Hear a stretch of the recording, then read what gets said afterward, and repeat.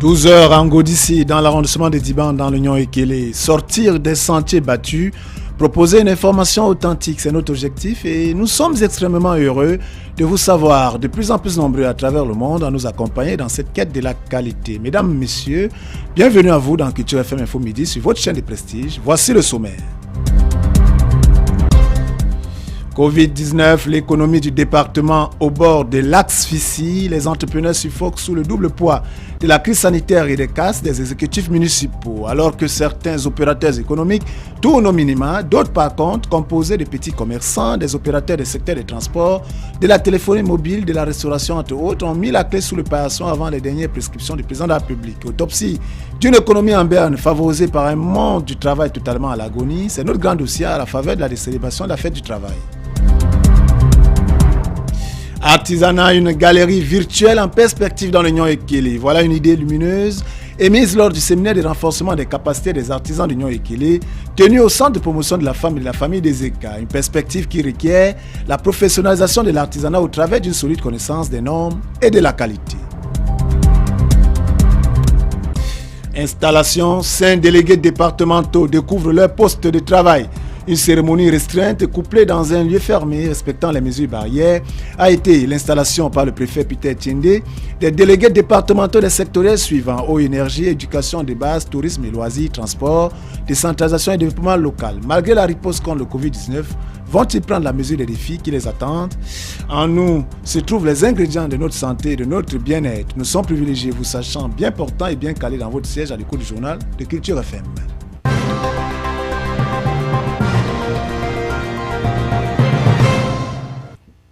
Fête du travail, les travailleurs ont-ils perdu la guerre ou une bataille? Dans l'Union Ekele, la majorité des pertes d'emploi et des réductions d'horaires de travail ont lieu dans les secteurs les plus touchés. Commerce de détail, hôtellerie et restauration ainsi que le secteur agricole. En dehors du Covid-19, la majorité des 10 communes du département s'est aussi lancée à un aménagement forcé de leurs centres urbains et des sites marchands qui demandent de nouveaux investissements. Et Robrando Ebogo scrute l'état des lieux dans l'Union Ekele entre ces deux feux qui matérialise la défaite du travail et des travailleurs.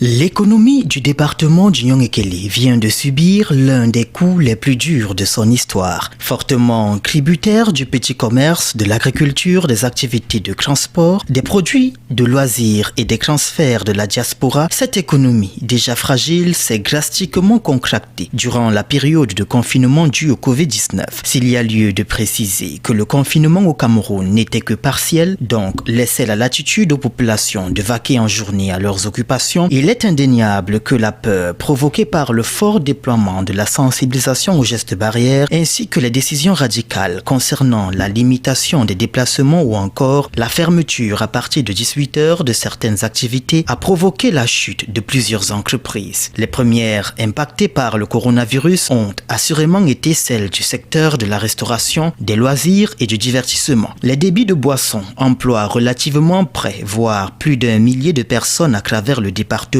Des employeurs et employés dont la survie de leur famille dépend entièrement des revenus issus des ventes dans ce secteur. Avec l'urgence de l'application des gestes barrières contre le Covid-19, certains de ces établissements ont dû tourner au ralenti. Pour certains, d'autres ont temporairement fermé leurs portes à cause de l'interdiction d'ouvrir après 18 heures, mais aussi en raison de l'impossibilité de faire tourner leurs affaires avec moins de 50 personnes. Il faut également dire que la fréquence y a drastiquement chuté. La restauration a également pris un plomb dans l'aile. Moins de clients, moins de revenus, les braiseuses de poissons, les vendeuses de beignets, de bâtons, de manioc, des cafétérias, les restauratrices ambulantes, tous sont à l'agonie. Les coiffeurs, les opérateurs de la téléphonie mobile, les marchands de vêtements, les établissements de paris sportifs sont autant de petites structures qui ont vu leur chiffre d'affaires passer du simple à la nullité. Si à cela, l'on ajoute les casses de certains commerces en bordure des routes par les services des communes, la note en cette dure période de crise sanitaire est tout juste salée. Ces entrepreneurs cassés ou délocalisés ont été contraints de rentrer dans leurs économies en dégringolade, d'autres dans leur capital pour se trouver un nouvel emplacement. Une migration trop coûteuse, disent-ils.